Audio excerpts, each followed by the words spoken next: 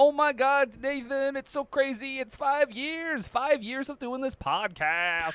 Where does the time go? You know, if I had beaten somebody up on the day that we started this, I would have been long clear of that charge and well on my way to a regular life.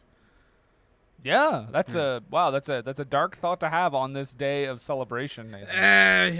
It's been a rough year and a half. What can I say? Well, I got some good news. The movie we're watching is gonna be great. It's featuring Kiss.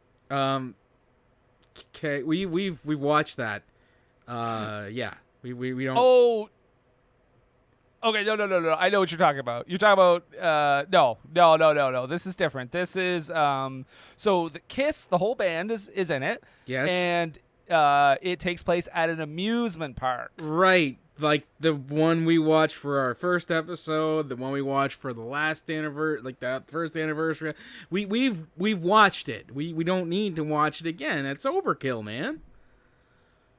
No. It's not the same thing. So it's in an amusement park. It features Kiss. Yes. Here, is there Nathan, a girl named Not Beth there? Yes, of course.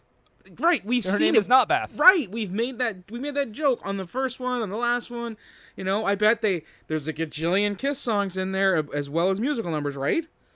There's a bunch of Kiss songs, but Nathan, here is the kicker. It's gonna make you realize that you're crazy, because all of the Kiss band members have superpowers. Yes, just like the movie we've already covered twice on the show. No. We don't need to cover Kiss Meets the Phantom of the Park again. Wait, what? Yeah, we don't need to cover Kiss Meets the Phantom of the Park ever again. No, Nathan, it's this. Check it out. Oh, Scooby-Doo. Sweet. You know when I pick a movie, that's when I'm under pressure now. The question always comes back to me, what were they thinking now? Whoa, what were they thinking?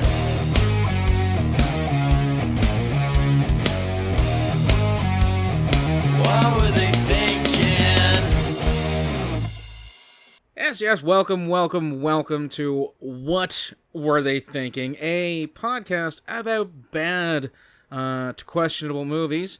And as always, I'm here hosting. I'm Nathan, and with me is always the Shaggy to my Scooby-Doo, Brendan. Introduce yourself.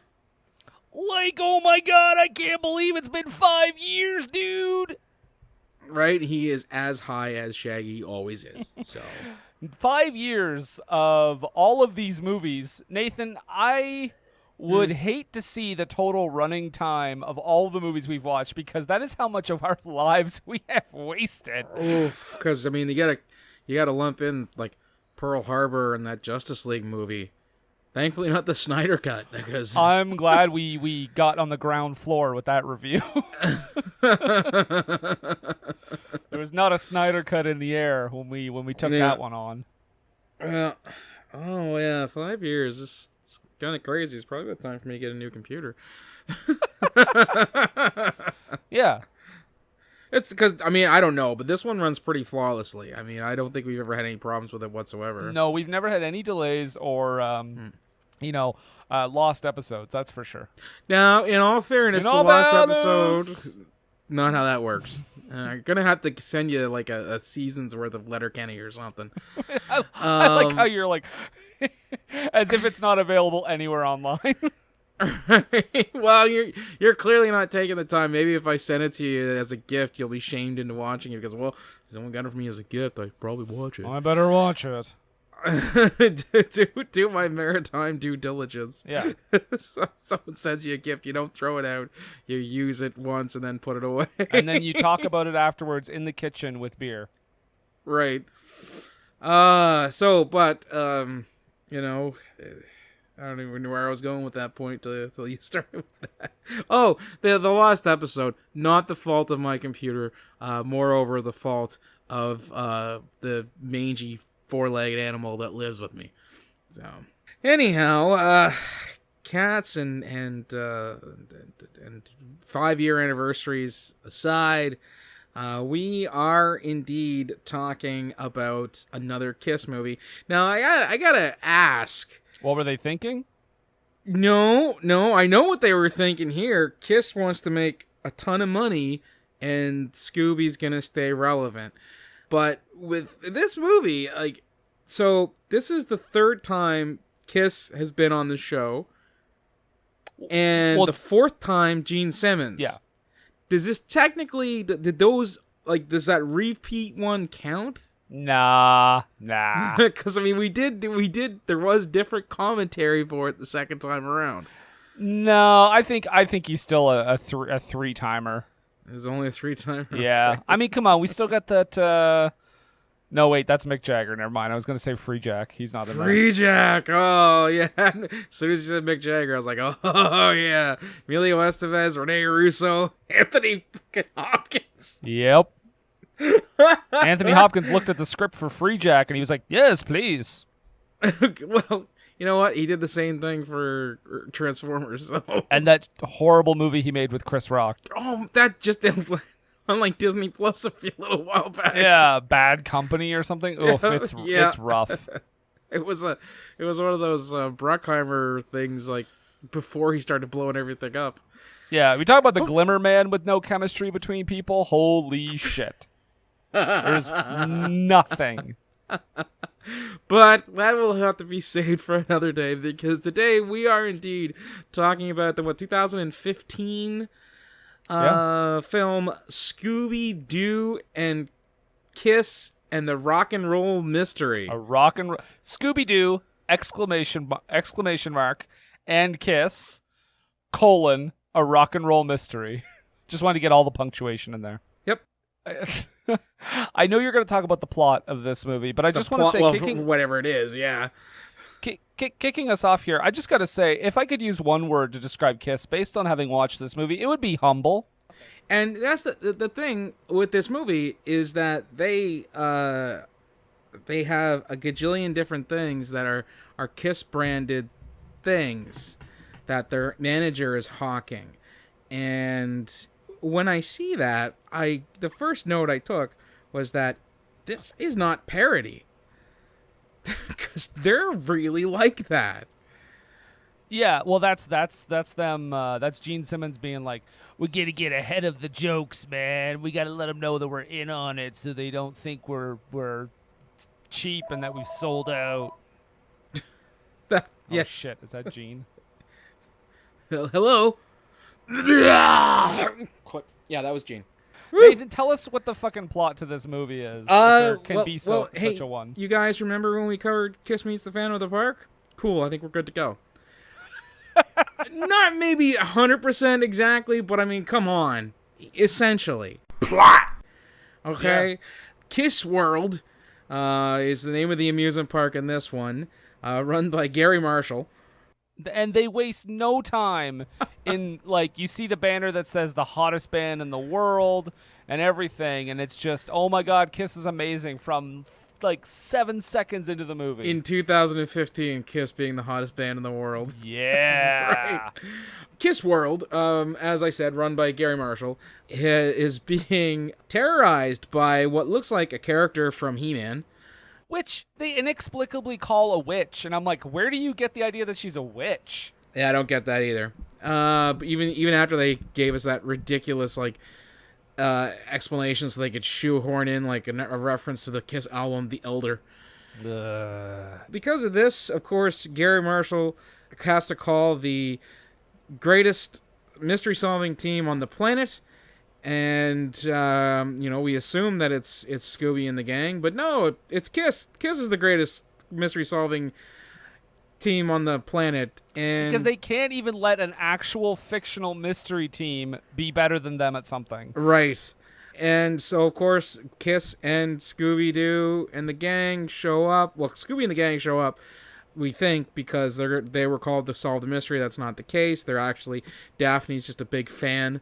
And Scoob and Shag seem to like them as well. They team up with Kiss to solve this, this mystery. And man, oh man, if you live in Canada or a state where it's legalized, this is the movie for you. Trust me. I also partook. There were parts in this where I was reminded of segments of the movie Heavy Metal. You know? Yes. Thank you. Okay, good. I'm glad I wasn't the only even one. from the opening credits. Yeah. And later, obviously, too. But yeah, almost right away. So they, like I said, they team up to help solve this Scarlet. Red Witch. They can't say Scarlet Witch because Marvel would sue their asses off. Please do. But this Red Witch, they team up to solve the mystery of the Red Witch, and hilarity ensues, as well as, I'm guessing, seizures and stuff because of the flashing lights that happen in this movie. Like, it's very vibrant. I have to admit something right off the bat, because the two characters that start this movie, I did not know right away who was doing the voices. And when I looked back at the cast, I said, oh, of course it's Jason Mewes and Kevin Smith.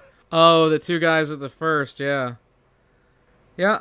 Let's. Yeah, you know what? That's the plot. But let's dive into it, because we do open the Kiss Land, and Jay Mewes and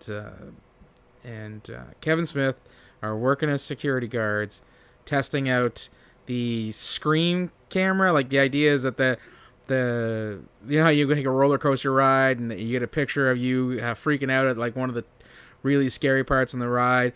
The idea there apparently is that the camera in this case is activated by screaming. That makes zero sense. I'd like to know the mechanics behind that. Right?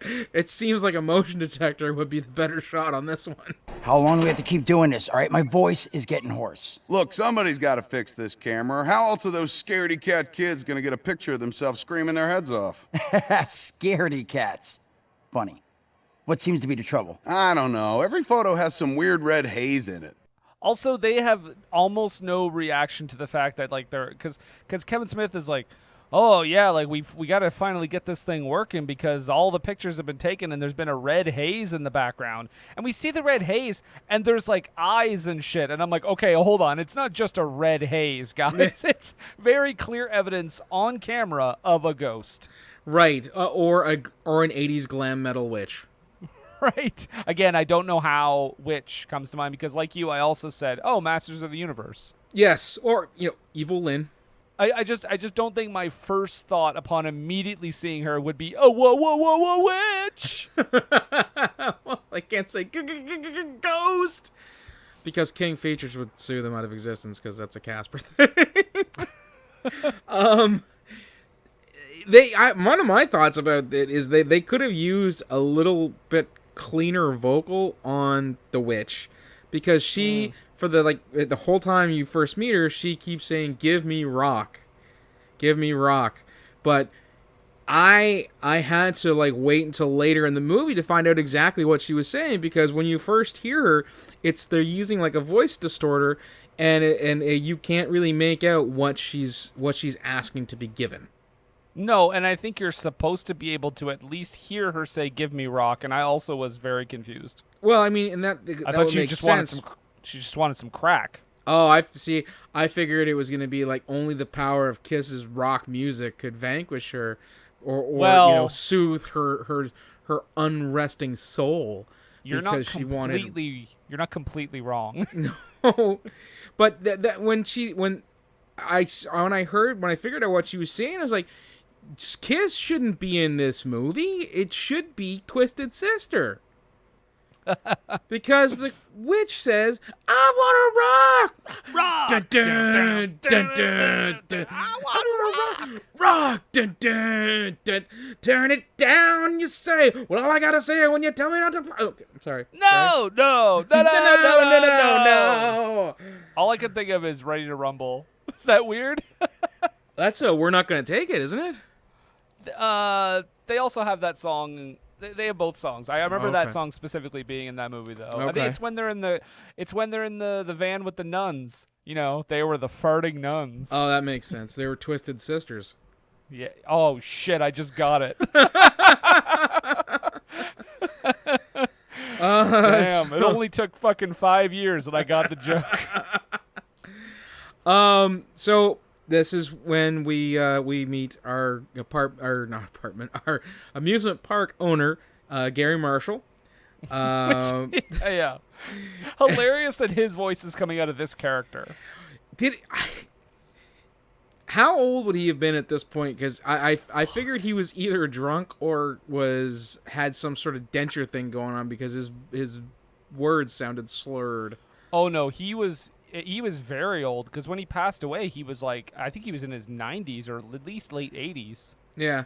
So I mean, I think he was just a very old man at this time. This is he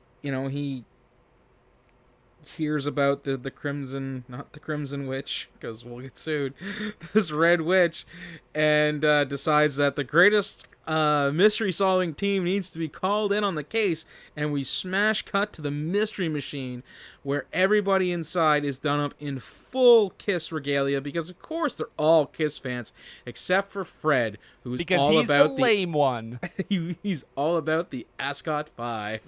Which, I gotta say, a hilarious thing in this movie is that the Ascot 5 audio clip that we do hear is Kiss singing. It's Kiss, yeah, it is. Which is pretty great, I gotta say. Yeah. So, I mean, in a roundabout way, Fred is also a Kiss fan. Oh no, don't tug my ascot, don't pull my ascot. It's not Ascot. No, baby, you can't have my ascot, cause girl, it's mine. Fred, please. I'm just saying, I think they're twice the band Kiss is. I would rather go to an Ascot 5 concert, just saying. I don't know, one of the punkest things you could do. Look, everybody's going to Metallica. Oh man, I'm gonna see Kiss, man. Sweet Slayer's playing. I'm going to see the Ascot 5. And Daphne, by the way, this starts a really weird and creepy subplot. Daphne is super into Star Child. Yeah, Paul Stanley. And they're all teenagers. She, of course, is getting her face paint done up as Star Child, and doesn't Fred, like, jerk the van to the left or the right or something, so she doesn't end up looking like Star Child, she looks like Star of David Child. Because it's got 6 points, you see now. Well, that was Garry Marshall asked for that joke. You need to recognize my people. Could you put in a reference for people like me? Even if it's just something small, like one of the kids' makeup is a little off. What about that star? What about that star fella? Yeah, so she's super into Star Child, which is just like, at first I'm like, okay, she's just a big fan of Star Child, but later it just gets creepier and creepier as the movie goes on. Yeah. There were a couple times where I almost pulled a Hollywood homicide on the thing, but yeah. Also, there are a few times I have this note. This is for kids. So this is also where I noted the Ascot 5 equals brilliant. Yep. I'll buy all their CDs. Right? I love the fact that they were driving to the Kiss concert. Everybody's got full Kiss makeup on, but they're not listening to Kiss. So much so that Fred has the opportunity to put in the Ascot 5 CD. Yep, he's got it ready. Yeah. Mm-hmm. Oh goodness, this is where things start to get, we're this early in and things start breaking down my notes. Well, they show up and they notice a bunch of people running out of the park. Right. And, don't people normally run towards Kiss? Yeah, don't people normally run towards awesome rock concerts? Yeah, you're right, they do, Shaggy. Yeah. Not exactly. But yeah, he says, did they add a witch to the lineup? And he's like, oh, I don't think so. Ruh-roh. Ruh-roh. And this is, of course, where they think they've been duped into coming there because they're there to solve the mystery. And so much so that Velma actually walks up to the head of security and says, oh, we're the mystery-solving team that you called. And Daphne just kind of full-on admits, nope, we weren't. I just wanted to see Kiss. And this is, of course, where we find out that Kiss has a manager, because Kiss does show up like right here, because this is where we find out that they were the ones who were called. and the manager is hawking Kiss brand stuff, and that's not priority because you could get. I'm pretty sure you could get Kiss orthopedic lifts for your shoes. Yeah. Like they put their brand. There's a Kiss coffin. Like they brand everything. That's like when Force Awakens was coming out, and I remember going into it was like some big like Walmart or something, and it was like oranges with Force Awakens stickers on them. I'm like, okay, guys, come on. Right? I don't need Star Wars oranges. Official Star Wars oranges because they look like BB-8. Yeah, these are the real ones that Kylo Ren ate. Okay, now that's bullshit. No, see what they should do is they should sell regular, navel oranges, branded Star Wars, and clementines or tangerines, branded Star Wars, and then you could take one of the tangerines and put it on top of one of the navel oranges, and there you have a vitamin BB-8. I mean. Lord, the journey was long, but it was worth the destination. Absolutely. And it's at this point we get the opening credits, which I gotta say I like. It was a very cool thing. I was expecting credits much earlier in the movie. Yes, it was a good 10 minutes into the 79-minute movie. Yeah, and it just kept rolling. I was like, okay, it just kept going, and there was no title card or anything. I was like, all right, well, I guess it's just gonna oh my goodness, there's credits, and it was cool. And I love how they made that joke about how Kiss does that every time they introduce themselves. About the opening bomb? Credits. No, the opening credits apparently because the guy's like, them special effects aren't cheap. Yeah, and then he does that every time they have like a confetti bomb go off or whatever too. Well, because they use the confetti bomb like, American Ninja guys used the smoke bomb. Yeah. So, okay, we go through this really sweet credit scene, which I don't know why anybody wouldn't be questioning who are all these people that they keep mentioning, because I think we are almost to believe that the demon and the spaceman and the cat and the Star Child, that's them. They're not Gene Simmons, Ace Frehley, Paul Stanley.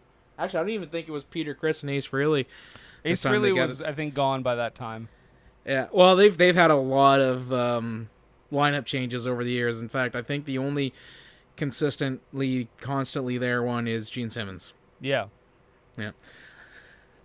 So that they do that everywheres, and I said, this is ridiculous because of how much they're fawning over the guys from Kiss, and this is when the first time Paul Stanley makes a pass at Daphne, and it's unsettling. It is, because even if you can argue like these are the characters, they're not the people portraying them, I don't care. I'm well aware that Paul Stanley is a 60-year-old man and Daphne is like supposed to be like 17.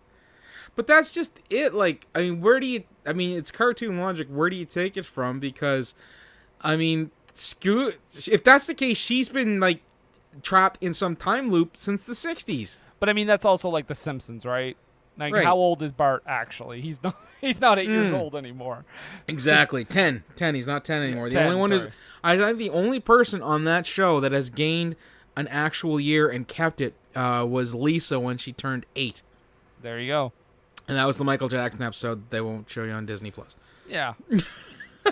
Yes, so Star Child and Daphne, super weird. Just weird. Okay, at this point, Gene Simmons goes to leave because they're like arguing or whatever, and Kiss is like, especially Gene Simmons, like, we don't want your help, and then he's like, I gotta go. The demon needs to feed the beast, and I'm like, no, what does that mean? I don't like this. Oh yeah, it turns out he has an insatiable appetite for food. Yeah, like Shaggy and Scooby, and it's at this point where they just keep telling you how fucking awesome Kiss is. So awesome! Oh my God, the demon has fire breath. If we had fire breath, we could cook our own popcorn, man. Lofty goals from Shaggy. Well, it's Shaggy, so. Again, how awesome is Kiss? Not only is the park named after them, and they are the hottest rock band in the world, but they also designed the park. Every ride, each Kiss member got a ride. And by the way, this park, based on those rides, would be shut down. Right? I think I have a note later, or it's like, oh, so it's Action Point, Action Park. the Johnny Knoxville Oh yeah. But I movie. apparently the real park though, Action Park. That was based on that, by the way. That movie's based on the real. There's a documentary about that. Oh, I know it's based on a real place. It was a death trap. Yeah, if anyone, Class Action Park is a interesting little documentary about that whole thing. But yeah, no, it does. Yeah, exactly. They go through Gene Simmons' ride, and they're Shaggy and Scooby are literally roasted. Yes. Like, nothing's safety tested here, and they're worried about a witch. Right. Like they'd be more about the wrongful death suits. So Fred, of course, is he's starting to get a little jealous about the way Daphne's acting towards the Star Child, because they've had their unspoken sexual tension ever since they were on Saturday morning. So, Oh, the tension between them is fine. I thought you meant between her and fucking and Star Child, her grandfather. I think they do a costume change here, which takes forever. And why is it an anime sequence? Well, and that's the thing. It's so funny that they do it. The Catman, who's supposed to be, I think, was Peter Criss. Yeah. It's not Peter Criss in this, though. It's not him. I don't believe. Is it not? I don't believe it's him doing the voice, anyways. Okay. Remember, he was also the one who was replaced in Phantom of the Park with his African American stuntman. And they got Cam, I think it was Cam something or other, to do the voiceover, because it wasn't his voice. But he does a pose during this costume change scene where I don't know if they did this on purpose. I really hope they did. But he poses like Pantera. And I don't mean the band I do mean the band Pantera, but I don't mean like Cowboys from Hell, the Cemetery Gates Pantera. I mean back when they were a glam band. We do meet Shandy Strutter. She's the which sounds almost like a blonde girl. It does, and I mean, there's no effort in any of these names. Strutter, but she's like the special effects maker for Kiss. Yep. And because they had the whole thing where Daphne is like hitting on Star Child and vice versa, she kind of seems to have a thing for Fred, but like that's quickly dropped. That's barely done. They do like 2 scenes alluding to that, and then that's it. Yeah, we do get a distinction that the Kiss fans are not called fans; they are indeed the Kiss Army. Because you got to get the vernacular right. Well, you do, and if you will look back in your history, you'll see that they've been called that for quite some time. Feels like Vince McMahon is writing this movie. Make sure they don't talk. Make sure they don't call it a belt or a strap. I own the Scooby-Doo WWE movie, and it is less lunacy than this. Yeah. Okay? Yeah. And The Undertaker and CM Punk they're all there in full kayfabe character. There is this is where they first encounter the Scarlet, not the Scarlet, the Red Witch. They do call it the Crimson Witch, I think. It's not Scarlet though. No. It's Scarlet Witch that's Marvel. Yeah, that's Wanda. I believe they do call her Crimson Witch though. Crimson Witch? Okay. Yeah. Anyways, this is the first time that I believe Scooby and Shaggy encounter her. The only reason why I know that is because this is where you allude to they're actually almost torched on the Gene Simmons ride. They end up in the teacups, which are shaped like drum kit, and they have to fight possessed Cupid dolls, and they use one as a zip line right on the crotch. And don't forget, this scene, we have to make sure it's at least the length of the song, because we are not cutting off Kiss songs in this movie. If the song plays, you are listening to the whole goddamn thing. And with this thing, if they didn't have these full out numbers, this movie wouldn't make 45 minutes. No. It is almost all montages. Yeah. It is like the Rocky IV of Scooby-Doo movies. Right. And of course, once they've been saved by a member of Kiss, Of course, we do find out some more things. You're gonna have kiss cakes because, and again, it's not parody because it's true. Yeah, and then Scooby and Shaggy are in the hospital. Yes, and okay, so they're wait a second. Are they in the hospital at that point? Because I have this thing here where we meet the logical suspect, which being the psychic lady. Oh, from not the yet. park. This is just before No, it's that. not yet. Okay. Yeah, because Shaggy and Scooby. Because I actually want to give the movie a compliment for a moment because there's a moment where Shaggy and Scooby eat something and they do have like a Lady in the Tramp moment, but instead of being yes, yeah, but instead of being like Shaggy's just like, hey buddy, he's like, hi, Reggie. Right, Reggie. yeah. I'm like, oh, that's kind of refreshing. They didn't go for an easy joke there. I mean, it's one of those things where, like, I even feel like back in the 80s they would have been fine with it because Scoob and Shag are best buds. And, one's a dog and, one's a human. I guess I'm just so used to a lot of movies we've covered where they'd be like, Actually, what did I watch? Oh, I watched Ace Ventura, Pet Detective. Does not hold up. That is about like Yeah. frequent guest and one of my other co-hosts, Jason, says that movie is still about 85% funny. Yeah, because there is one particular. it does not hold up to today's standards. That's for sure. Tad transphobic, just a tad. Just a bit. Yeah. And the funny thing is, with a little bit of tweaking, you could make that movie as long as you take out some of the jokes at the end. Really. Yeah. Because, I mean, the reveal is still solid. It's just that the way everybody reacts to it. Just take out the whole thing where he's trying to plunge his own face. Right, exactly. Yeah. But Scooby-Doo. Scooby-Doo. So, yes, it is at the hospital that we meet the logical suspect, because she shows up to talk about how, the gloom and the doom and everything will be cursed, and we find out that she's like a psychic at the park, I guess. And do you know who did the voice? I do not. It is Dexter's sister. Oh, Jennifer Carpenter. Okay. Yeah. Cool. Okay. She's cool. got, because I would not have known just by the voice because she goes all out. She's doing this insane over the top. Also, her name is Chikara, so every time she spoke, I was like, Mike Quackenbush? Wrestling reference, got it in. Yeah. I was like, she's the whole wrestling promotion. Yep. Player 1, player 2. It was King Ant. Oh yeah, Fire Ant. It's that kind of thing. it's a weird promotion, but it's fun. It's a comic book promotion, really. Yeah, absolutely. No, I got a note that Paul Stanley's being gross again. Oh, so after this, she's hitting on him again. He's hitting on her, etc. And she wants a picture with Starchild. Remember, because Fred takes it. Yes, but he keeps sticking his thumb because that's why I have the note right here. Fred's a real ascot in this thing.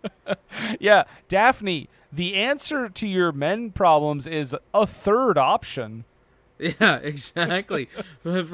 Fred clearly is sweet on you, but he's clearly a possessive, jealous dick, and Paul Stanley is rife with disease. So and ancient.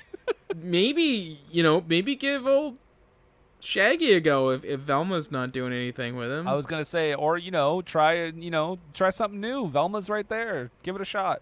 There you go. Yep. If you'll just give me a second, I'm going to check something on the internet. Guarantee you that your search results are going to come out positive, so I will just pause the episode. 34. That's right. We're just gonna. Yeah. So yeah, and then when Fred covers up his face with his thumb or whatever, Starchild is like also a painter because I did like this bit. I'm not gonna lie, I did like this bit because he Starchild painted a picture of Daphne and Fred together, but he painted his thumb over Fred's face. And then when he reveals his face on its own, it's just like a monkey face, I guess. It's a chimp, yeah. Yeah. And then Fred has some weird thing where, because Star Child keeps talking about his eye. The eye sees everything, and he's like, his special eye. he says, yeah. my nephew had a special eye, a pink one called conjunctivitis. We called was it his nephew? I thought it was just some guy. We called him conjunctivitis. Yeah. His eye puts the and X it was in X-ray, is what he says in one seductive way. He does, and that's the first time I know this is for kids. Mm-hmm. Because not only is he skeeving on Daphne, but he actually is like, I put the X in X-ray. It's like, that's really suggestive for a kid's movie. Yeah, it's soup's gross. So they go back to, and they meet Chikara at her place. Wrestling reference, got it in Philadelphia. Yep. I did find it kind of weird though. Did you notice that? I don't know, the animation, especially in this portion of it with her, it looked like the lines, the outlines on her were thicker than everybody else. Almost like it was like an episode of Archer. I didn't notice.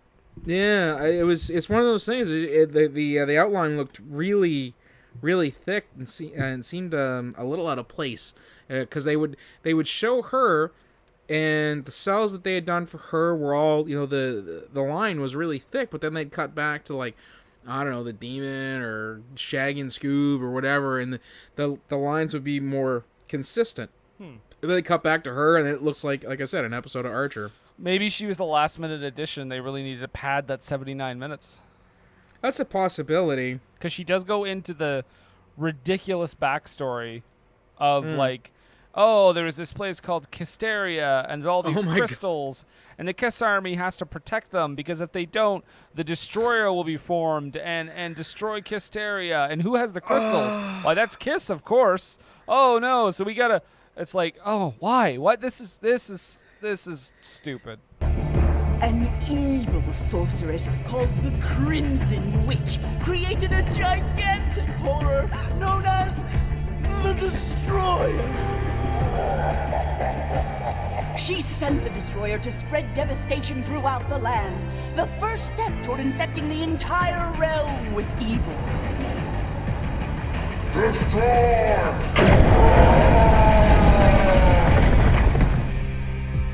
But the warriors had a weapon, cosmic power crystals, the Kisteria crystals.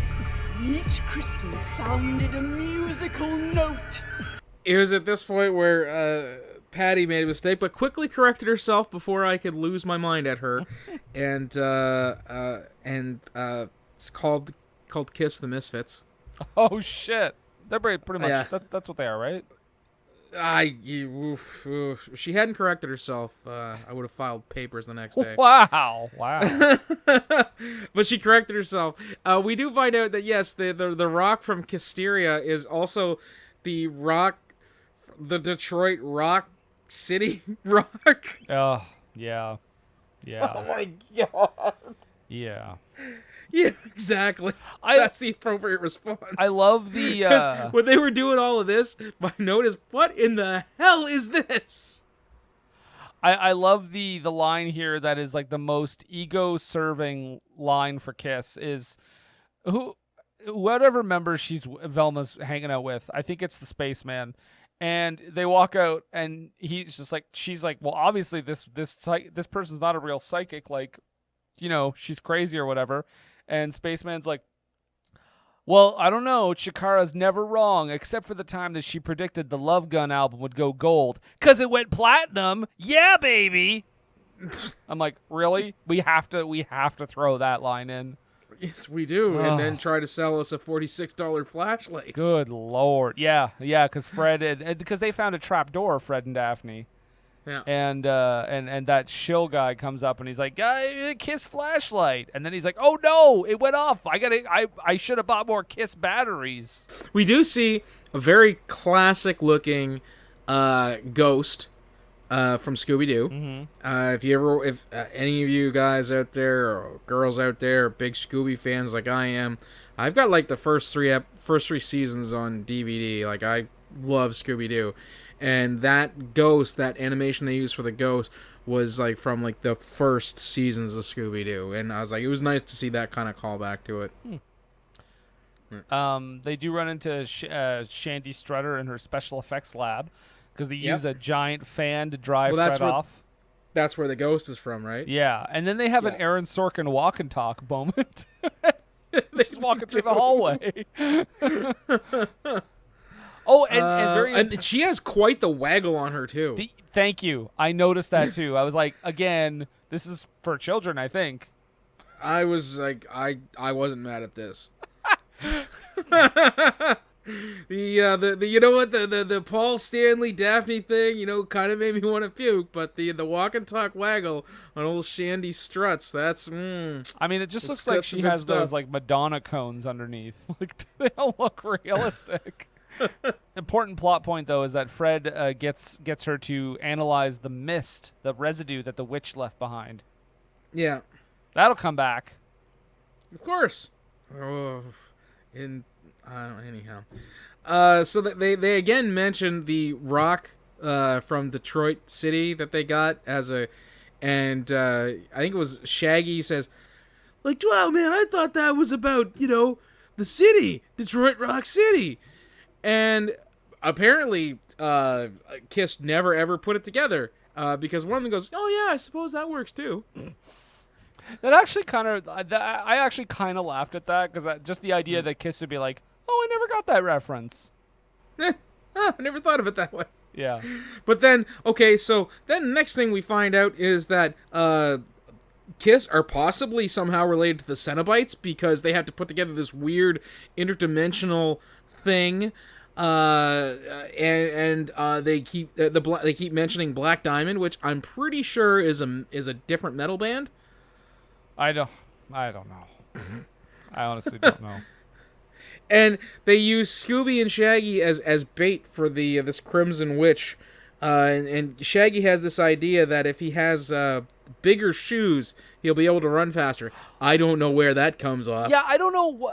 Number one, I don't know why they use Kiss's boots to as bait, or to wear when they go, like, you know, they send them out as bait. And number two, how did they have 4 shoes for Scooby? Because they're clearly the same shoes. Right? So, like, I don't understand that setup. Also, I just want to mention a moment just before this happens where that manager dude is talking to Gary Marshall. And sorry, my bad. Black Diamond is not another metal band. I'm thinking of King Diamond. Black Diamond is actually a Kiss song. Oh, well, there you go. So not only is it a reference to Detroit Rock City, it's also a reference to their song Black Diamond. Gotta pack all those references in for the kids. Oh boy, howdy did they shoehorn them in later. Well, you know, all the Scooby-Doo fans in 2015 know all about Kiss. But no, I wanted to mention, so the earlier scene, just a quick moment that happens here is that Chip, I think that's the manager guy, he's watching, they're watching the live feed of people in the audience getting restless because Kiss isn't out there yet. And they pause it. This isn't like TiVo. They pause the live feed, and he's like, it's getting crazy out there. And I'm like, wait a second. What? It's just like a VCR, like tape feed. And they say something like it's like $150 for the concert? Which, by the way, fuck you, movie. and then when he tells the agent, like, no, they're doing this for free, I'm like, number one, fuck you again, movie. And number two, he says, oh no, I'm gonna need my Kiss defibrillator. Oh, Kiss defibrillator. Which, if you want to die, there's your number one way. One of my favorite, it's not even in this, my favorite jokes about how Kiss will put their name on anything was an episode of that 70s show where Kelso had a Kiss alarm clock, and when it went off, it played I Want to Rock and Roll All Night, but it was like, I wanna rock and roll all night and wake up every day. Which seems like something that they would do. Oh yeah, like just some, like a Stephen Colbert bit where they add a completely different voice and they don't even try to make it sync up with the tune. Oh yeah, they'd slap their name on that 100%. Yeah. This point where they're trying to catch the witch, and fucking Kiss starts going all super friends. Mm-hmm.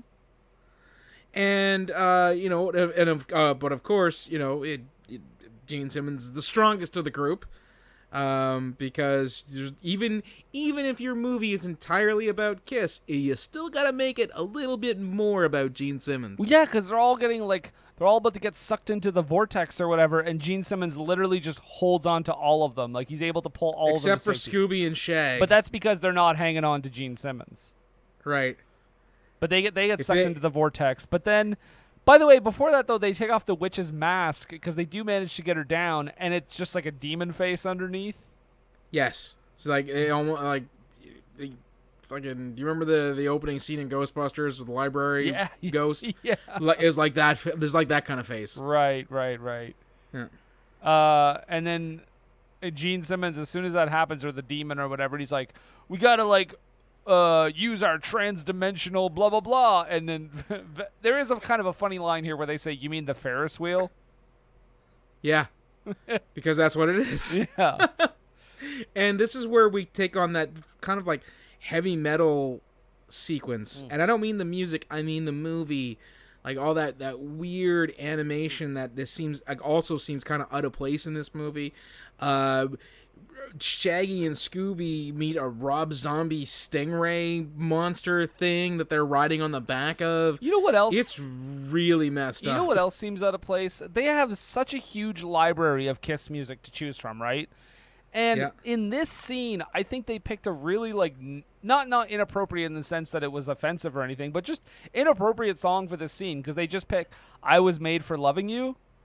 Yes, and that's the thing with that pick of that song. That's one of the things that actually made it feel more like an out of place heavy metal sequence. Yeah. Because it's almost like a disco vibe to it. Yeah, and I'm just like, why that song? Like, what? I'm pretty sure that what they were doing is they were just like, let's just take our greatest hits and put them in this, and that's because that's one of their biggest hits. Oh, for sure. I mean, all of the songs in here by Kiss are their biggest hits. Like, yeah, but not all the references are though. No, obviously. Yeah, so there's you said this heavy metal sequence. Kiss is like song fighting. There's lots of lasers. There's almost like a pre-rendered guitar. Like, it was like this weird 3D animation with this guitar ship that this stuff is real. This really happened in this movie, people, okay? It's happened. They're riding on a guitar spaceship thing through a dimensional portal to get to Kisteria. I'm not having a stroke, okay? This is what happened. And the guitar was it was this weird 3D rendered thing, and they just kind of placed all the 2D animation on top of it. And then through all of this, the witch does manage to still get the thing and take off. Right. The diamond. And the black diamond. Black diamond. And doesn't Shaggy at this point, he takes off the Kiss boots, and we find out that he was wearing his shoes with the boots. Yeah. Because he takes his shoe out of the boot and puts it back on his foot. Yeah, I don't know how that works. It's Shaggy. Also, it's something that he would do. But Nathan, this leads to probably my favorite part of the entire movie. When we meet the Elder? Yes, because the Elder shows up, and you think she's going to be like, hello, Kiss Army. But it's Penny Marshall, so she's like, hello, I'm the Elder. A shadow has fallen across Kisteria, and your arrival here only confirms the worst. The Crimson Witch has the rock. I'm afraid so. We lost her in the portal. Then we have little time to act. Who are they? Earth kids. Are they worthy? Meh. Their hearts are pure, their spirits strong. And their stomachs empty. Empty. Zip it. You children should prepare yourself. If the Crimson Witch succeeds in releasing the Destroyer, he will engulf your world in a torrent of darkness and evil. Whoever had to direct Penny Marshall to read these lines is a hero to everyone. Because I just figured she did it, and they would try to direct her. It's like, no, I have brunch with Rosie O'Donnell after this. I have like 15 minutes, so let's just do this. Get it out of the way. My brother called me, said you guys needed me for something. Yeah, it's just the most like it's just the biggest example, one of the biggest examples I can think of, like where the voice does not match the character. And of course, this is the elder is again another Kiss reference. Also, Velma kind of gets a little ageist because they're like, "Hey, do you think that's the elder?" And she's like, "Well, it's certainly not the younger." I'm like, wow, all right, Velma, calm it down. We also get a pep talk from the demon to Shaggy and Scoob because they would love to know how to breathe fire, and there is this Gene Simmons, or the demon, however you want to call him, starts talking this nonsense about having to swallow your fear, and that's how you breathe fire, and he says swallow so many times that I was like, I don't want to hear Gene Simmons say the word swallow ever again. Yeah. Gross. Yeah, no, agreed. But at least it wasn't Paul Stanley that said it.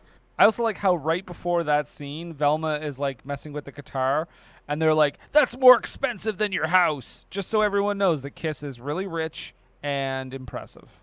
Yeah. Yeah, that's right. I've got some really weird notes coming up here. It's Flash Gordon now? Question mark? Fried chicken. Yeah. What is happening? Shaggy uses the fire breath to cook, because there's these gargoyles come to life, and Shaggy fire breathes on one of them and turns it into a turkey. That's why I say this is Flash Gordon now, because all these weird Hawkmen start attacking, and it's really weird. Yeah. And also, I took these notes in the most Canadian way. I'm just gonna put that out there, so you guys can know. October's coming. You were up. watching hockey at the time? Yeah, that's it. Also, I love how, so they're having this big battle, right? And so I thought at first I was a little confused because Starchild is like, "Listen, you guys go save the gang. I'm going to go deal with the witch." And I said, I would expect the demon would get that honor. But then I realized the reason they have it be Starchild is because the witch kicks his ass. Right. There's no way Gene Simmons would be like, even in a cartoon, he'd be like, not getting his ass kicked. Nope. Nope. What a fuck. Can you imagine it if him and Glenn Danzig were in a band together, like the Ego? I would like them to be in a buddy comedy. Oh God. The most unfunniest buddy comedy ever. Let's make an Expendables, but just of horrible people. So Gene Simmons, Danzig, Steven Seagal. Let's see, Sebastian Bach from Skid Row. Yeah, Axl Rose. There you go. There's your 5.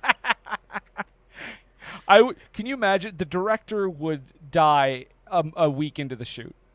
Because nobody would take any direction whatsoever. They'd be told what to do, and they'd be like, "Fuck no, I'm not doing that." You know what? Resurrect Klaus Kinski and put him in there too. Let's just see what happens. If we could get Werner Herzog as the director, I mean, maybe.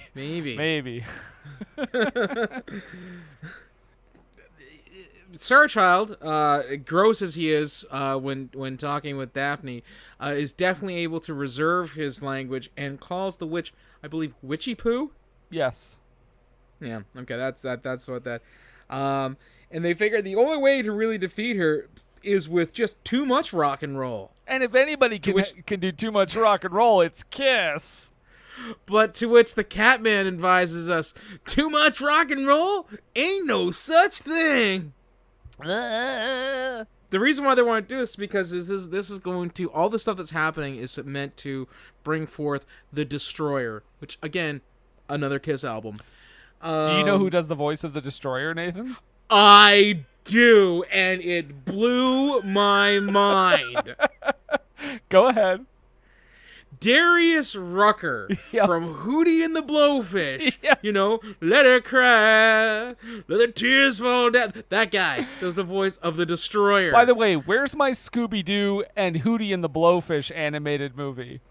God, I would watch the hell out of that. You know it wouldn't be as egomaniacal. I did find that the Galactus that they had, it almost looked like a knockoff or a mashup of Galactus from the X-Men or like the Marvel Universe, MODOK, and Darkseid. Okay. Oh, yeah. The giant head, the Destroyer? Well, yeah. It looked like I was like, okay, so it's gonna be this big body that comes out, and I was like, it's gonna look like Galactus because it's got like the helmet and the I don't know, the emblem on the helmet, but the face looked like Darkseid from DC. But then it pops up out of the ground, and it's just a head. What are those giant robots in X-Men? Sentinels? Oh, the Sentinels, yeah. Kind of reminded me of that a little bit, too. Yeah. Check out Galactus. It was the helmet that really did it for me. Well, And then, of course, he might be showing up. MODOK. Yeah. Not in this movie, but anyway. No. It was at this point that Patty compared Kiss to the Power Rangers. Yeah. Or Voltron, because every time they were fighting or flying around with their real superpowers, they were lit up like in different colors. Yeah, and this is a weird... I was waiting for them to form like some giant Kiss mech at some point. They didn't, thankfully, but... Surprised. It was weird, though, because, like, you're watching them perform the concert, and then they're also fighting the thing. So I was like, wait, are these things concurrently happening? Those are the Kiss monsters, or the animatronics. Oh. Because we did run over that when they met, Shandy Struts with their little waggle. They actually found these animatronic Kiss robots, and they're the ones playing the concert in place of Kiss as Kiss is off in Kisteria fighting not Galactus, the Destroyer, and the Crimson Witch. All the while, Ralph Bashki animation is kind of sort of happening, and I am not having a stroke. All this stuff happened in this movie. Yeah, but thankfully, they defeat the Destroyer with rock music. Too much rock music. No, ain't no such thing. Ain't no such thing. And then they wake up in the hospital. I don't know why I wrote the gang got date raped. That's it. All this stuff happens, and then we wake up in the hospital, and they say that that Shandy Struts, not only does she look as cheesy on the eyes, but she's also apparently wicked smart. She had examined the powder that was left behind, and it turns out that the Crimson Witch fucking scarecrowed everybody. Right. Because it was like a hallucinogen, a weaponized hallucinogen, just like in Batman Begins. And all the stuff that we saw was apparently, it was all a dream. Batman Begins, I think, better movie. Way better movie.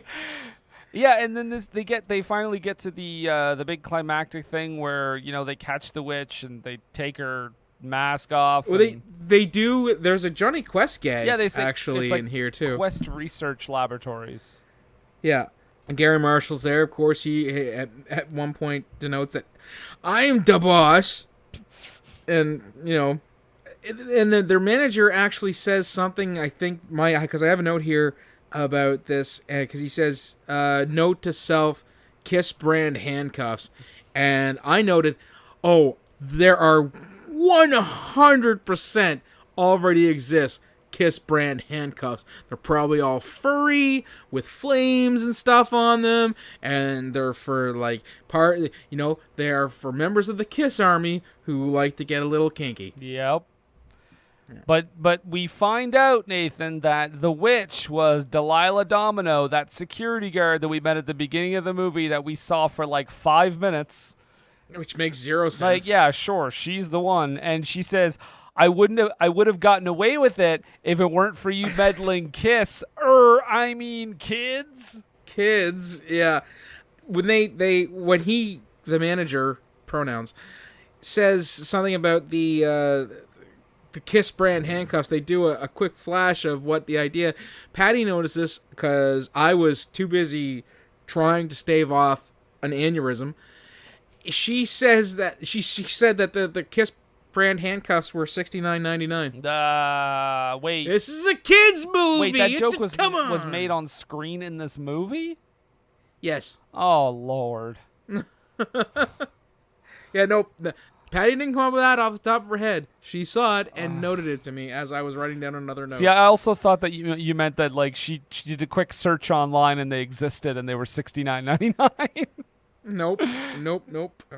Scooby and the demon lick each other's face, which is like, I guess that's kind of funny because he's like a demon. But then the other kiss happens. No, and I don't, the long tongue too. Yeah, the other Scooby's a dog. The other kiss happens though, and I'm not a trying fan. to avoid. I'm trying to get you to not talk. Sorry, about this. I have to mention it. Because Star Child is all, hey Daphne, how about a kiss? Like why? Why? You know that scene in Nightmare on Elm Street where Freddy calls Nancy like at the end and says, "I'm your boyfriend now, Nancy." And the bottom of the phone turns into Freddy's mouth and a tongue sticks out and licks Nancy's face. Less disturbing than this. Don't do it. Why? Just don't do that storyline. I don't need that in a fucking Scooby-Doo kids movie.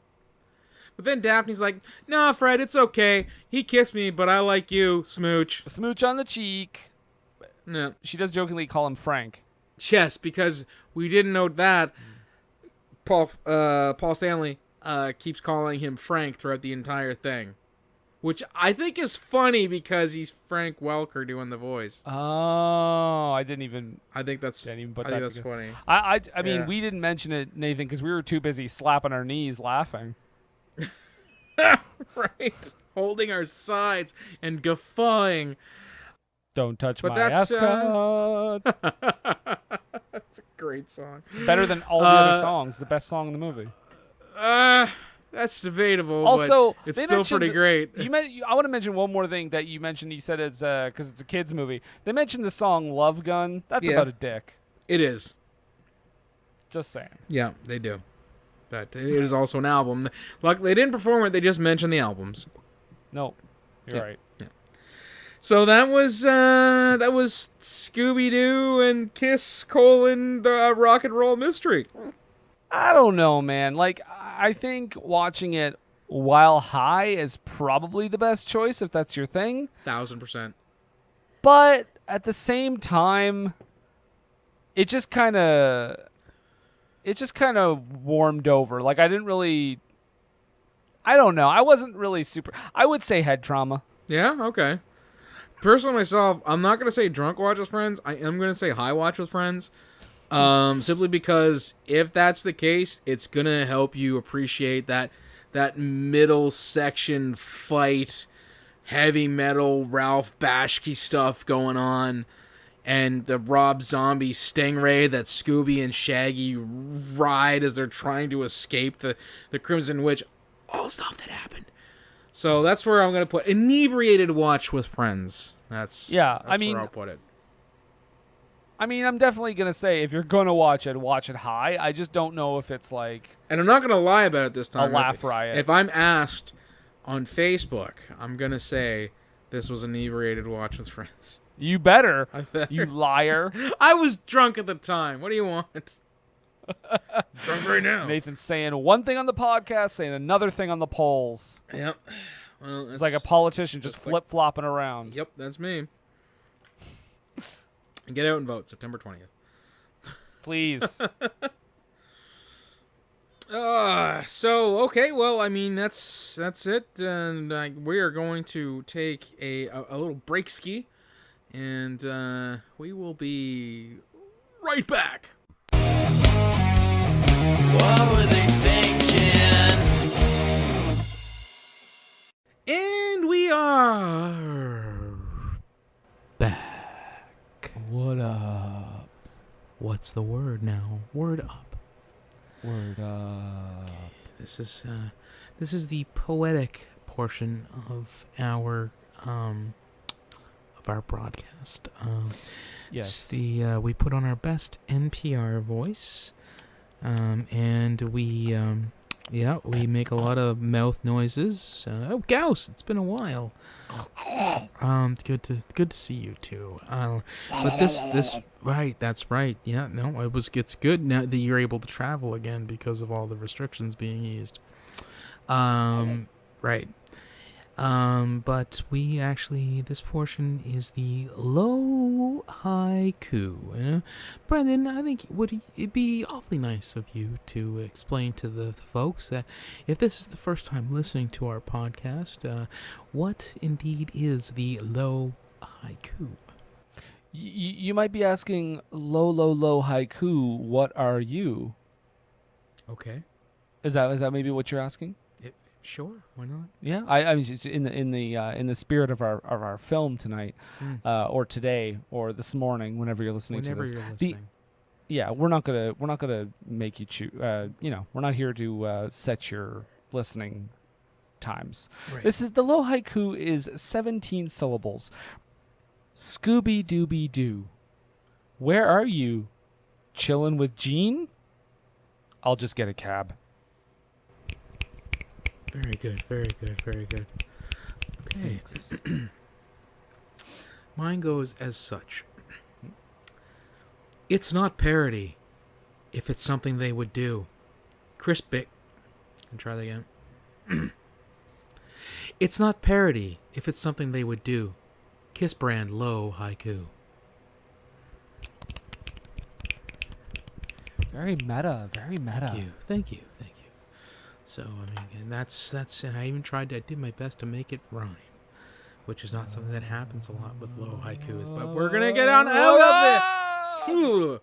Break on through to the other side. Break on through to the other side. I actually don't really try to run, nope, try to hide. Break on through to the other side. I don't like the Doors.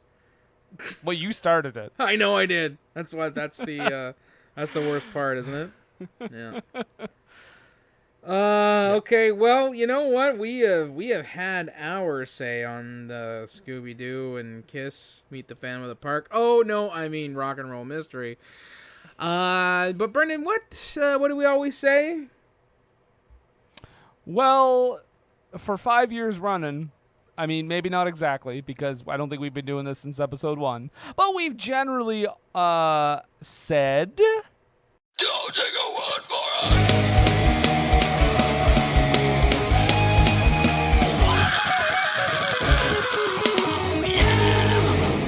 That's right. Don't take our word for it. We should take a word for... Oh my god, it's got what on Rotten Tomatoes? It's got a not applicable for the critics. But for audience? 78%. Right, and they actually do have one critics review on here. Now, and Nathan, it's a positive review, so that's technically a 100% fresh. I just want to stress, though, the 78%, there's only about 100 audience ratings. So, okay. It's not like 250,000 like we normally see. No, this is true. But the one critic that we have here is Chris Alexander from Fangoria, who wrote Scooby-Doo and Kiss Rock and Roll Mystery is a great light fantasy for little kids and the perfect companion to / improvement upon Kiss Meets the Phantom. Why was Fangoria reviewing this movie? I Ghosts and Ghouls, I guess. Okay. But that's it. And it's a positive review. So I mean, this thing's 100% fresh. Nathan, not only is that a positive review, that's a 4 out of 4. Right, 4 out of 4. It's crazy. I don't know what movie he watched because, woo, 100% this movie. But the audience is only 78%. Look, guys, listen. You know what? It's direct to video. Obviously, this isn't a small screen shameful episode like as where it would normally fall, but we did feel that it was rather important to cover this one because it is essentially a retelling for the most part, but not, of Kiss Meets the Phantom of the Park, our very first episode. Exactly. Which you can hear on YouTube as I sound like a robot. But now there's an updated version, so listen to that one. Right. But you know what? We say don't take our word for it, but you know what? Let's not take his word for it. Let's jump on into the snake pit. And since I read the one lone critic, you can certainly start with the audience. All right. Well, our first review here comes from Trevor H. So that's Trevor Hickey, local friend of ours. Yep. Trevor Hickey says, Scooby-Doo teaming up with Kiss? The mystery was pretty good and humorous, especially with the twist to the supernatural happenings throughout the film. Great music and performance from the members of Kiss and the Scooby Gang. They didn't sing. My only complaint for the film is that guy who's trying to sell Kiss products throughout the film. He was really annoying. 4 stars. That wasn't Trevor. Trevor hates Kiss. I don't know. He seemed pretty upbeat here. Yeah. My first one comes from Kyle N. So Kyle Nolan. Another local friend of mine. These are all. I love this. Right, they're all just for people in our circle of people. And Kyle Nolan wrote, I think it's a good movie to watch, and for kids who aren't into Kiss but a fan of Scooby-Doo, then this is a movie for them to watch and see if they are interested in listening to some Kiss songs. But the movie makes me feel like it's a cross between an anime with the suit change and a superhero film, besides begging a Scooby-Doo movie. 3.5 out of stars. And Kyle was drunk when he wrote that. Oh shit! Yeah, holy man. Okay, this one is from Isaac R. And I don't think my supervisor at work, Isaac Rickard. Wow, this is crazy. Okay. Isaac R says, this movie was so hard to follow. The end infuriated me when the villain is revealed. Or he says the villain. The first time they had them trapped, pulling off the mask didn't work, and it angered me that it worked at the end. I also felt the urge to go out of my way to make an account just to make this review. Maybe it'll be better if I'm on what the gang is. Half a star. Okay. Well, my next review comes from Colin B. That would be my local Facebook friend and former Sitel worker, Colin B.A. And he writes, it still has the laughs, but not the hope. I feel as if the characters have faded away from their personality, but it's still Scooby-Doo. So it still has the magic. 2.5 out of stars. Still has the magic. 0.5 out of 5. Okay. This one is from Nicole M. I got nothing. who is clearly under a pseudonym, and this is Nicole S, aka Nicole Spencer, my trainer at my previous job. But there you go. Says simply, coolest movie ever since TMNT. 5 stars. Also, what TMNT are we talking about? That could be so many movies. I'm assuming that she means the one titled TMNT. Oh, like the animated one? Yeah. Okay. Like oh shit, do you think she's just doing a Kevin Smith filmography watch? I don't know. Could be. This next one comes from Colin G, so I assume it's Colin Glode. Again, local friend. Don't say his other name. It's a secret. It's a secret. Kayfabe. Scooby-Doo and the Mystery Inc. gang team up with the one and only Kiss in this all-new out-of-this-world adventure. We join the gang at Kiss World, the all things Kiss theme park, as they investigate a series of strange hauntings. With help from Kiss, they discover that the Crimson Witch has returned to summon the Destroyer as the new bad witch to steal a black diamond that Kiss has. It was a very funny movie, plus amazing cast. If you love Scooby-Doo or Kiss, then you will like this movie. 5 out of stars. Yikes. Wow. All right. My last review is from Jody N, who I can only assume is undercover as Jody C, so it's Jody Collins. I know what that N stands for. He likes to throw that stuff around. I was going to say, if it's Jody Collins, we know why he's using that pseudonym. He's 4 out of stars. And he simply says, fun, but UV download is not working.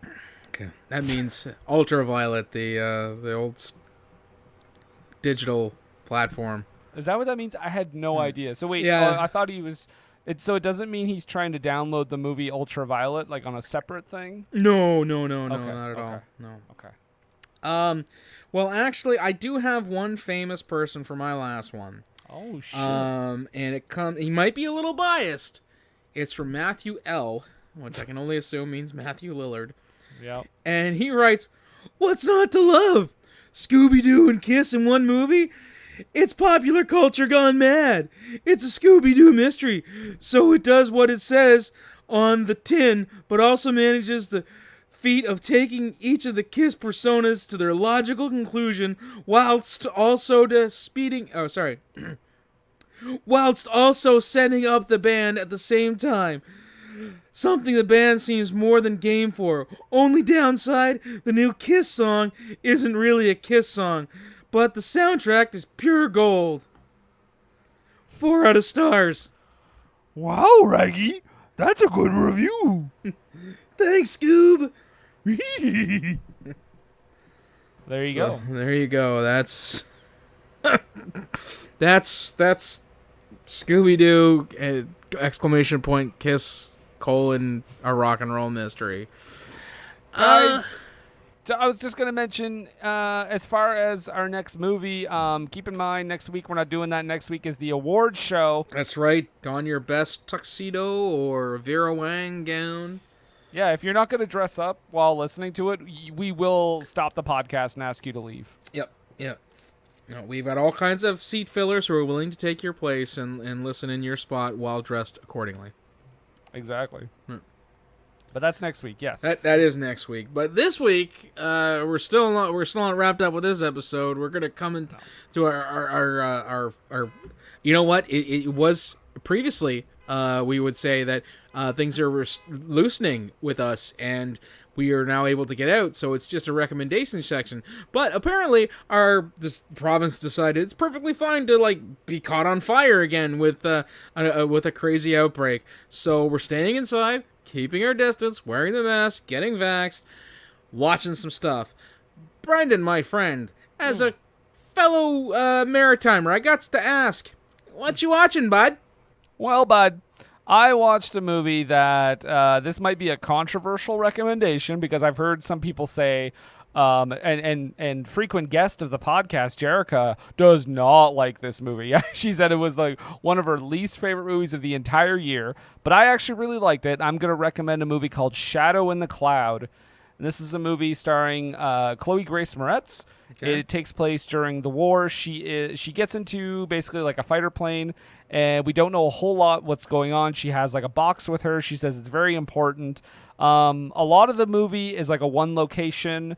I don't even want to give too much away. I will say, because they establish early on, so it's not a shocker. You know that Bugs Bunny cartoon where he fights a gremlin? Yes. Part of the movie is kind of like that. Okay. But then there's a whole bunch of other stuff going. It's crazy. This movie, I didn't know. I couldn't predict anything that was about to happen. Everything caught me off guard. So I will say Shadow in the Cloud. What about you, bud? What you watching, bud? Well, bud, I recently checked out a flick on Netflix, if you will, and it was called Paper Tigers. And it's got a nice little you're getting old kind of feel to it, in that you expect that these characters would have a coming of age thing, but it's not. You see them as they're young, almost like a Three Ninjas type of a situation where these kids are learning kung fu from their I don't know what it's not sensei, but I can't remember the term they use. They actually use a lot of really technically, I guess, accurate kung fu terms. So much so as several times they call it gung fu, which is apparently how you're supposed to pronounce it. Oh. It's got a murder mystery aspect to it. It's got friends coming back together in adulthood after they've been apart for so long. If you have unresolved issues with your dad, maybe avoid it. But the story itself is actually pretty good. It's funny in some really good spots, serious in some spots that are good, but maybe a little out of place. But overall, I do feel that Paper Tigers was worth the watch, despite how it was kind of cliched and a little hackney in some spots. Okay. So there you go. Now, Nathan, off air, you mentioned there was something that you watched that recently that shit the bed. So I kind of want to hear about this too. You kind of want to hear about this? Okay. Well, this other thing that I was watching, bud, was a movie called Killer Among Us. Okay, and the idea with this movie is that this guy, he is radicalized to the right, and he is kidnapping prostitutes and junkies to, I don't know, I guess to reform them in the into his mindset. Like, he wants to radicalize these people into being going, instead of being like drug users and sex workers and stuff like that, they're going to be straight-laced, right-winged Christian, gonna make America great again. It's the only way to be. The whole time this is happening, he kidnaps this one girl, and there's a cop who is she's a beat cop and doesn't feel like she's being taken seriously about this stuff. There's one cop, of course, that is taking her seriously while everybody else is kind of ignoring her, and they're trying to find this missing girl. The whole thing actually feels like a long episode of Criminal Minds, but without the Criminal Minds team. And which is fine in and of itself. I actually might have just put that in to recommend it because I do like Criminal Minds. But what really shits the bed, as you put it, is that they tack on this ending, and I'm torn as to whether I should give it away or not. Because people, I know when you tell people, don't watch this, a lot of people will be like, okay, thanks for the tip. But some people are like, whatever, I do what I want, and they're going to go out and watch it. So I'm not going to spoil the ending of it. However, I do feel that the ending is terribly tacked on and ridiculously confusing. Okay. So, Killer Among Us, tread at your own peril. Well, I'm gonna if you don't mind, I'm gonna go through some thank yous because this has been 5 years. It's been just over 5 years, a couple days over 5 years on this air date. So I want to thank guests, patrons, people who've helped. So I'm just gonna go through a list here, man. Adam Hurez, everybody at Age of Radio, Amanda the Jedi, Andy Hamilton, Ben Wandio, Drew Hallam, Erica Schultz, Francis Rizzo III, Galen Howard, your brother Garry, Home Video Hustle, Brandt and Spirit, PJ, all of you guys, Izzy, Stephen Izzy, Jason McLeod, Jerica, Jessica Cameron, John Ellis, Josh Coates-Sabasakis, Kaylee Marissa, Katarina Waters. She defended barbed wire right. some time ago. Katie Ullman, Lindsay E., Lindsay O'Hara, Liz from Nerdy Bitches, Luke Shannon and Game It All, of course, one of our big sponsors. Malcolm Wallace. Dame Malcolm Wallace, yep. Mariah Lirette, obviously. Mariah does all our stuff, all our art Long stuff. Dong Silver, yeah. She's been on a bunch of episodes.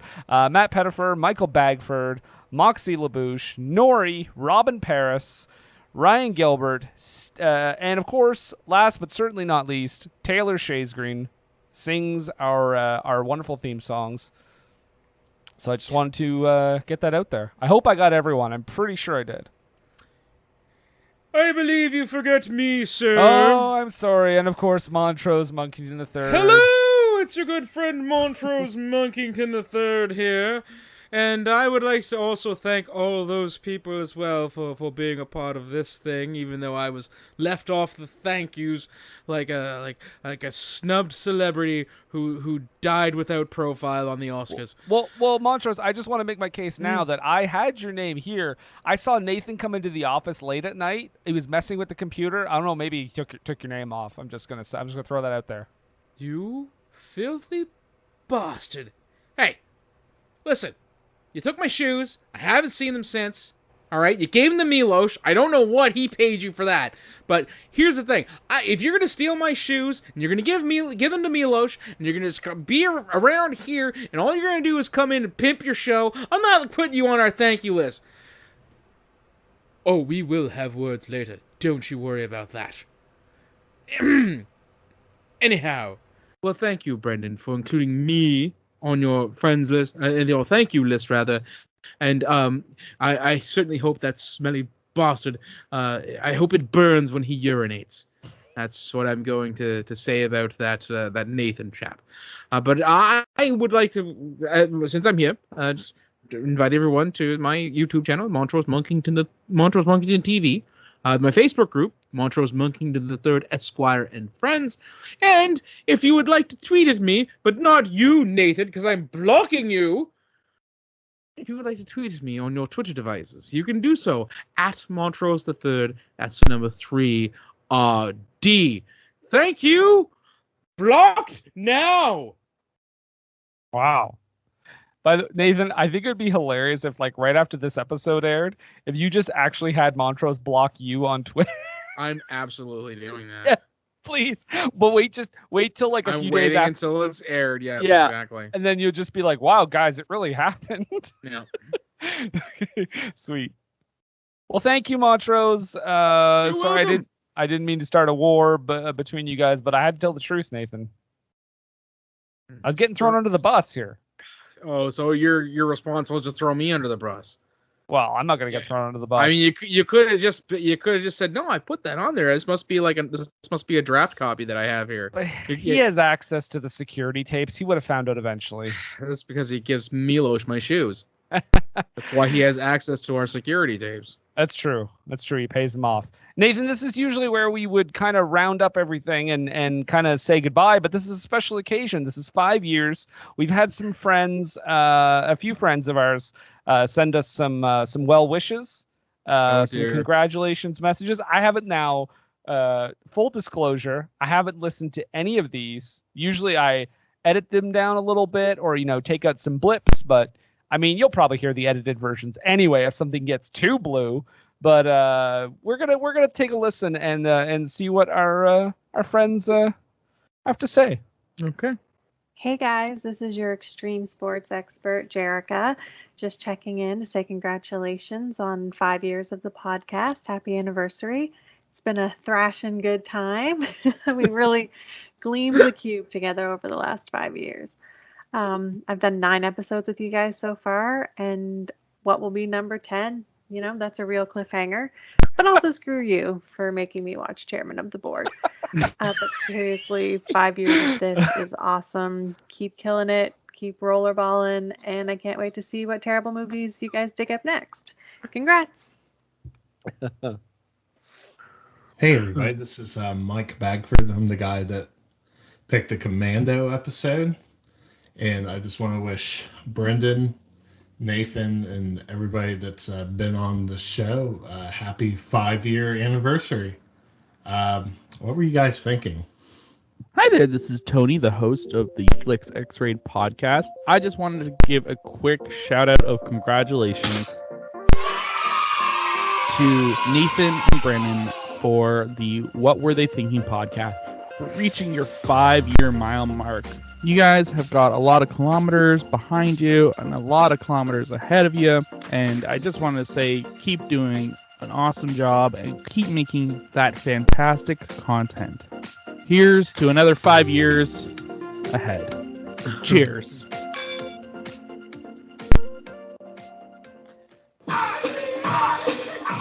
Yeah. Oh, shit. About to get hype in this motherfucker now. It's your birthday, right? Y'all fine now, right? Y'all can get up on this shit then real quick.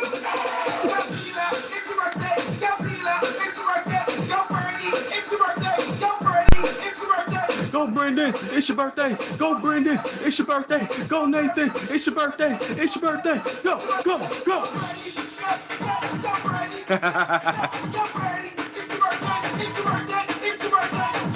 I know y'all fuck with that. Come on now. Give me a listen to something hype to get with. Let's fucking go.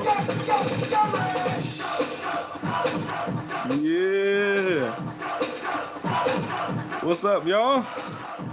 Y'all know who it is by now. This is Brent from the Home Video Hustle Podcast. I had to do it. That is like a hood staple right there. You gotta have that song play.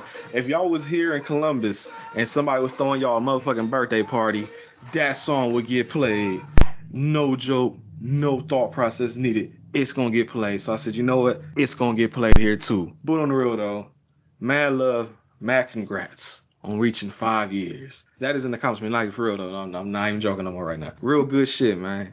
Put out a good show every week. You adapt it, you change. It's not the same shit every week. And I enjoy listening to it every motherfucking week. Proud to be a patron, proud to be a supporter, and hell, proud to be a guest on the show, bringing the urban voice to the Canadian people. It's funny because even though you guys are a movie podcast, I actually found y'all because I've known y'all since 2017. It's been a minute. Y'all are one of the first podcasters that we really got cool with. And I was just browsing. I was at work one day and I was like, you know what? I want to hear something different. I want to hear a new show. So I was just browsing around. I'm like, all right, what the fuck is all out there? And I came across y'all's show, and I'm like, okay, movie podcast is what I was looking for. You know, we love movies up here. So I was looking at movie podcast, but then I was like, wait a minute, what the fuck is WrestleMania 11 doing here? Now you piqued my curiosity. So downloaded the episode. That was the first episode of the show I ever listened to, was WrestleMania episodes. I'm like, why is this movie podcast talking about WrestleMania? And I fucking loved it. And ever since that, I think I even reached out. I don't even think I really had. And I didn't have no correspondence with y'all before then. I just listened to the episode and left a review, and I'm pretty sure I'd probably Brendan. I hit him up and I was like, hey, I fuck with the show heavy, left a review, blah, blah, blah. And then I think he listened to ours, liked it, left a review. And from that moment on, now I talk to Brendan almost every motherfucking day. Like, legitimately, and I don't say this to be, sounding sad or get sympathy or nothing, but I don't have a lot of motherfucking friends. I don't talk to a lot of people. But you, Brendan, and you, Nathan, I consider to be some of my closest friends now. Sure, we haven't met in person, but we talk a lot. And every time we come to record, together or whatever, it's always fun. I don't know if your listeners always have fun hearing me talk, but I have fun talking with y'all. And then, of course, Brendan has become the unofficial fourth co-host over on the Home Video Hustle podcast. So, like I said, there's a bond there, real strong. And I fuck with y'all heavy. Y'all my peoples. I would say another word, but I don't want to get y'all in trouble. But y'all know what I was probably going to say there. So again, congratulations on 5 years. Keep doing the damn thing. I'm going to keep listening. The listeners will keep listening. And hopefully some of these motherfuckers out here that don't know about y'all yet, they'll be listening sometime soon too. Much love to y'all. Peace. Hey everybody, I'm Steve. And I'm Izzy. And we're with Everything I Learned from Movies. And tonight. We are talking about Brandon and Nathan and their 5th anniversary of that podcast they do. What was it called? Everything I'm Thinking Was a Bad Idea. Oh, no, it was for Scream and Country Time. No. Oh, okay. We're talking about what were they thinking they've been doing for 5 years. God bless them. Yeah, what were they thinking? But what was the name of the podcast? No, it's at WWTT Pod. Like we're at EILF Movies. That's Son of a bitch. Sons of bitches. On all the major podcatchers and Twitter and Facebook and all that stuff. Yeah. But we're not here to talk about us. Even though you do make incredible art at untidyvenus.etsy.com. That's just awesome. No, we're here to talk about Brendan and Nathan and congratulate them on 5 years of just bliss. Podcasting together, no longer living in sin, out and proud, and on all the podcatchers. Everyone should follow them. But I've been listening for weeks now, and I've almost heard 3 whole episodes. Right? They're amazing. It's my second must listen to podcast. No, you guys are great. Congratulations on the 5 years. Yeah. And we actually have a little friend who wanted to congratulate you too. We know him. I don't think they're on first friend of ours. Indeed. I don't think they're on first name basis with these guys yet, but who knows? So without further ado, wrestling reference achieved. Hey, what's going on, Brendan and Nathan, WWE Hall of Famer, the Godfather here. And Steve reached out to me, and I see that there's a special little occasion coming up. Your 5th anniversary. Wow. Hey, man, that's the start of something. I've been married to my old lady for 23 years, man, so I hope you guys make it to there. But I want to say happy anniversary. Enjoy your time. Have some fun. I'm sure you guys are going to do that because you seem like cool people anyway. And let me see. You guys have a pet monkey named Montrose. who watches wrestling with you guys. No, you got to be joking. You guys smokers? I mean, I'm a big smoker, so if you got a pet monkey watching wrestling with you, somebody's smoking somewhere in there. But that's pretty cool. Does the monkey talk? Hey, if the monkey does talk, can you teach it to say Pimpin' Ain't Easy or Godfather or Hoe Train or something? Honestly, I think that's cool, man. I think that's pretty cool. And the Godfather is one of your favorite wrestlers.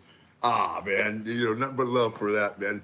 And let me tell you guys something. You sound like Jim Carrey. Let me tell you guys something. I was having more fun probably being the Godfather than you guys were watching it, man. And I'm still living that way, believe me. So happy anniversary. And let's do this anyway. It's time once again for everybody, including Brendan and Nathan, who's got their 5-year anniversary, to come aboard the Hoe Train. Happy anniversary, guys. Peace. That doesn't belong to you. That doesn't belong. That's not yours. Oh my God. That was great. Wow. Oh, I'm absolutely making sure that Montrose tags him in something. Definitely. Holy shit. Guys. that was pretty cool. Oh. Thank you, everyone. Thank you, everyone. That was wonderful. You guys sure know how to make a couple dudes feel loved, I'll tell you that much. Also, Brandt, crackers. Or it would have been fine. You could have said that were your crackers. My cracker. My crackers. Oh, well, Jesus Christ. I didn't know what to Superstar. expect. I didn't know what to expect from any of that, and I'm delighted, and I just want to say thanks to everyone, honestly. Yeah, right? Fuck. It's great. It's awesome. Nathan, I know we have to somehow follow that all up, but do you are there any questions in this episode? I mean, you know where to find us. I'm not going to plug us, and we're running late. WWTT Podcast on Twitter and Instagram. Find us on Facebook. We're on all podcast apps. Our home base is Age of Radio. Big time. But I don't think any questions. I don't know. I feel loved. I do. Yeah. But if you have questions, I mean, we can. If you think well, of I suppose. I mean, I suppose I could ask questions about that. Also, major shout out to Jerica, everybody. But I enjoyed the name dropping of all the movies, Jerica. That was fantastic. Yeah, it was almost like the Kiss references within this movie. The Destroyer, the Love Gun, and the Elder. But you know what? Normally, we would ask questions about this movie, but I think we already kind of know what they were thinking when they were making this movie. Is that Kiss wanted to make some money, and the folks at Hanna-Barbera wanted Scooby to stay relevant. So I guess my questions are, I mean, with a podcast that's been going for 5 years. And with a podcast that the first 2 episodes made me sound like a robot, and with a podcast that we have covered 2 Neil Breen movies, and in a podcast where we have covered, I think, just as many Medea movies, and with a podcast, what a mashup that would be, right? With a podcast where we are constantly having co-hosts, and they're always, glad to be here for us. You know what?